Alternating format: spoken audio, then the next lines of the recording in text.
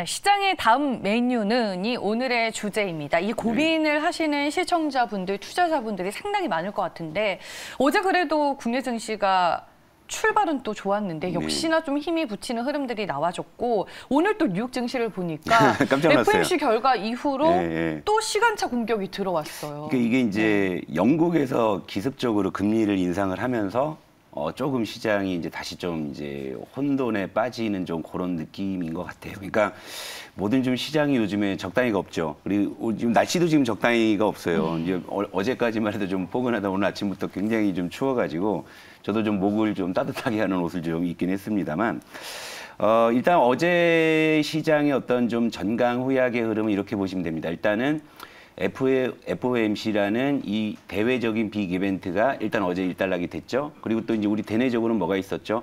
어제 결국 이제 사회적 거리두기를 되돌리는 이게 이제 확정이 돼서 이제 나왔잖아요. 그러니까 대내외적으로 그동안 시장에 어떤 나침반을 삼았던 그 이벤트가 일단 어제 단기적으로 소멸이 된 거예요. 그렇다 보면 이제 자연스럽게 이제 시장은 텐션, 그러니까 긴장이 조금 이제 풀어질 수 있는 거죠. 그러면서 이제 어느 정도 좀 밸런스를 조정하는 그런 과정. 그러니까 어제까지만 해도 뭐 좀 나름의 어떤 건전한 상황이라고 봤는데 갑작스러운 변수가 이제 지금 영국에서 갑자기 좀 금리를 인상하는 이 부분이 뉴욕 증시가 이제 급락을 하게 된 이유가 됐는데 그 이유가 뭐냐면 영국 같은 경우에도 미국과 이제 비슷하게 이제 물가 목표치를 한 2% 정도로 설정을 해놨어요. 그래서 이제 그걸 좀 초과하고 있는 상황이었는데 이번에 이제 물가가 한 5%대 정도 상승을 하니까 이제 이건 안 되겠다 싶어가지고 전격적으로 인상을 한 거죠. 근데 이제 영국은 또 어떤 상황이냐면 지금 오미크론이 우세종이 된 지가 이미 지금 오래된 좀 그런 나라이기도 합니다. 그러니까 지금 오미크론 변수가 사실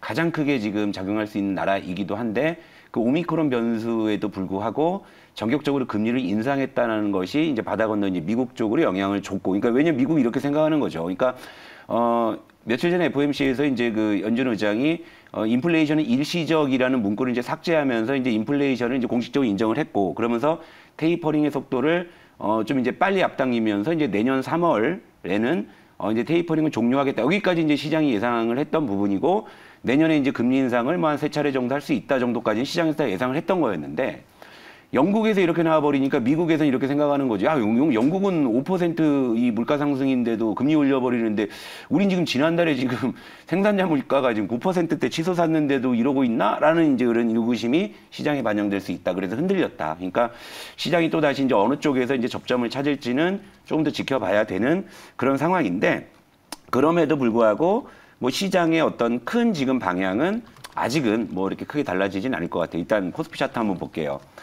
그러니까 참 이게 그 결국에는 2,900에서 3,000의 이 좁은 박스권의 시나리오는 계속 좀 고착화되는 좀 그런 좀 국면으로 가는 것 같아요. 그러니까 무슨 얘기냐면 11월 하순에서 12월 초에 2,900을 깨서 이제 좀 시장이 좀 이제는 좀 안 좋아지나 싶으면 또 어느새 귀신같이 올라오고요. 그죠? 그리고 이제 이 12월 초에 또 3,000을 또 훌쩍 뚫어서 이제 3,040까지 가니까 이제는 좀 안정 찾고 올라가는 또 귀신같이 또 박스권 안으로 들어와요. 그러니까 당분간은 이 박스권 안에서의 시나리오를 우리가 좀 가져야 될 것 같아요. 그러니까 이제 제가 여러분들께 이제 죄송합니다만 아직은 제가 지수의 방향을 여러분들께 좀 말씀을 못 드리겠다라고 하는 것도 바로 이제 이런 이유 때문이기도 하고, 또 간밤에 좀 나스닥의 급락은 또 오늘 특히나 이제 기술주가 이제 많이 하락을 했기 때문에 그동안 시장을 좀 굳건하게 지켜줬던 삼성전자, 하이닉스 오늘 좀 테스트를 받을 거예요. 뭐 그것도 제가 곁들여서 말씀을 드릴 거고, 일단 어쨌건 지금 시장은 제가 어제도 말씀드렸죠. 바이오가 주연 배우, IT가 조연 배우의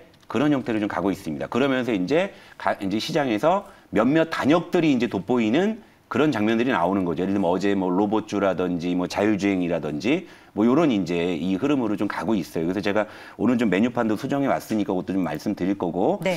일단은 뭐 의약품부터 볼게요. 의약품. 네, 의약품이 그러니까 최근 시장이 어쨌건 주인공은 바이오가 맞아요. 의약품이 최근 3일 동안 업종 지수가 좀 더 키워드릴게요. 이렇게 키워드리면 업종 지수가 5% 정도 상승을 했어요. 그리고 이제 어제도 외국인이 한 800억을 샀고 기관이 300억을 샀습니다. 그러니까 지금 바이오에 지금 메이저 수급이 계속 유입이 되는 상황이잖아요. 그러니까 이건 데이터가 증명을 하는 거죠. 어제 그렇게 했고 최근 3일간, 그러니까 요 5% 상승한 요 3일간을 또 누적해 보면 외국인이 의약품을 1,500억을 샀고 이제 기관이 600억을 샀다. 그러니까 지금 최근 3일 동안은 바이오가 수급적으로나 추세적으로나 가장 좋은 흐름을 보이고 있는 주연 배우의 역할을 분명히 하고 있다라는 거. 그리고 이제 전기전자 한번 볼게요. 전기전자가 뭐 최근에 이렇게 치솟는 맛은 없지만 잘 버텨주는 모습이 분명히 있어요. 잘 버텨주는 모습. 여러분 삼성전자, 하이닉스 보시면 느끼시겠지만 전기전자는 최근 3일 동안을 누적해 보면은 그냥 보합선이에요. 강보 한 0.1% 업종지수가 상승을 했는데 거의 뭐 그냥 버텨줬다 정도의 수준이죠. 다만 수급은 나쁘지 않아요. 외국인이 어제도 전기전자를 900억을 샀고요. 물론 기관은 좀 매도 기조이긴 합니다. 한 400억 정도 팔았는데 최근 3일을 누적해 보면 외국인이 전기전자를 1,800억을 샀고요.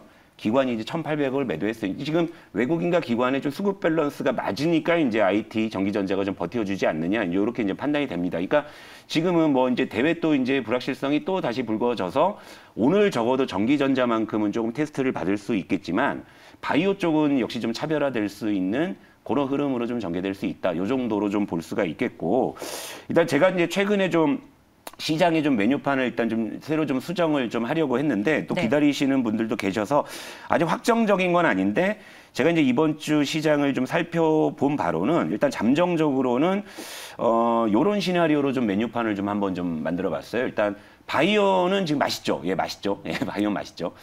그리고 이제 NFT 메타버스가 좀 제가 말씀드렸죠. 보안주 그리고 하드웨어 쪽으로 좀 이제 확실히 좀 이제 이동하는 것이 보인다. 그래서 요거는 추천 메뉴다. 그러니까 요거 맛있으니까 한번 먹어봐 할 수 있는 그런 메뉴판이 되겠고요. 그리고 이제 최근 들어서 이제 IT와 코로나19 수혜주는 이제 약간 중립적으로 좀 제가 좀 이제 스탠스를 조금 바꿔야 될 것 같아요. 그러니까 요거는 중립적이라는 것은 시장 상황에 따라서 오를 수도 있고 내릴 수도 있다라는 겁니다. 그러니까 동전 앞뒷면 정도의 좀 그런 구간으로 보인 것 같은데 일단은 어제 말씀드린 FOMC라는 대외 빅 이벤트 그리고 이제 거리두기 강화라는 대내 이벤트가 소멸됐기 때문에 일단 단기적으로 중립으로 좀 놓는 거예요. 그러니까 요거는 봐야 할 것 같다. 지금 이제 구간에서는 이제 요런 정도고요.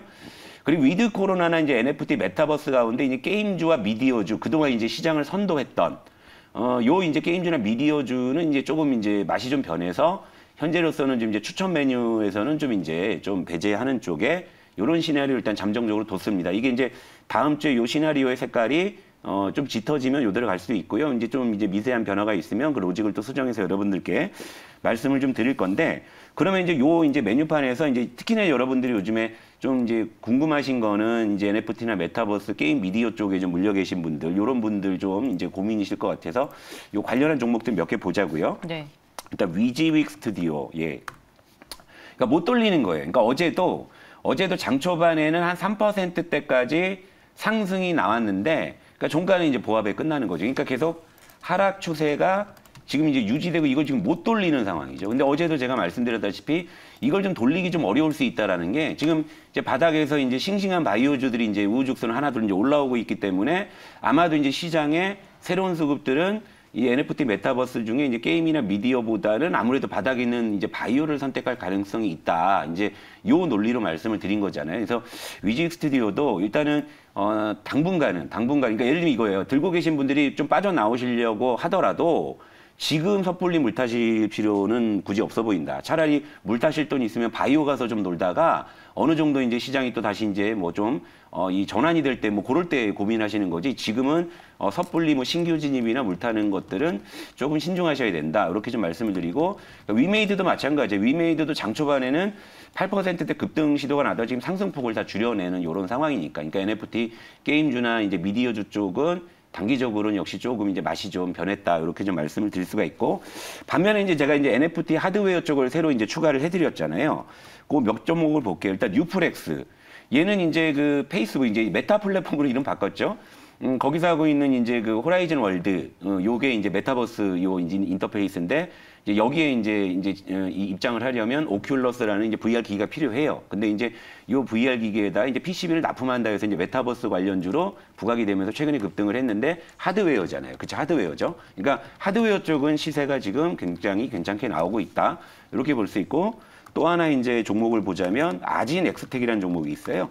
요것도 최근에 추세가 나쁘지 않아요. 얘는 이제 뭐냐면 XR 기기라고 해서 AR, VR을 이제 혼합한 그런 기기가 이제 메타버스 쪽에 이제 적용이 된다. 이제 요런 거죠. 그러니까 하드웨어 쪽에 대해서는 시세가 괜찮고 그런 면에서 이제 제가 우리도 이제 비슷한 종목 하나 갖고 있잖아요. 코세스.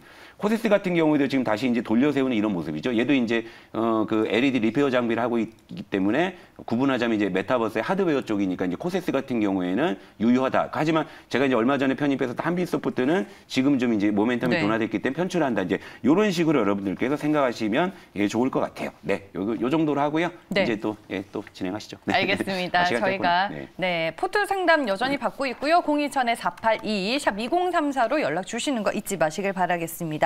또 우리가 AS 해야 할 종목 ECS가 있는데 예. 어제 장중에 또 급등을 했는데 윗꼬리를 좀 아, 달았더라고요. 저 솔직히 요거 네. 어제 제가 이거 솔직히 한번 기대했거든요. 네. 이게 좀 이게 매다 꽂는다라는 표현이 있잖아요. 한번 기대를 했는데 역시 이제 좀 소문에 사서 이제 뉴스에 팔아라라는 좀 격언도 좀 생각납니다. 일단 차트를 한번 볼게요. 네.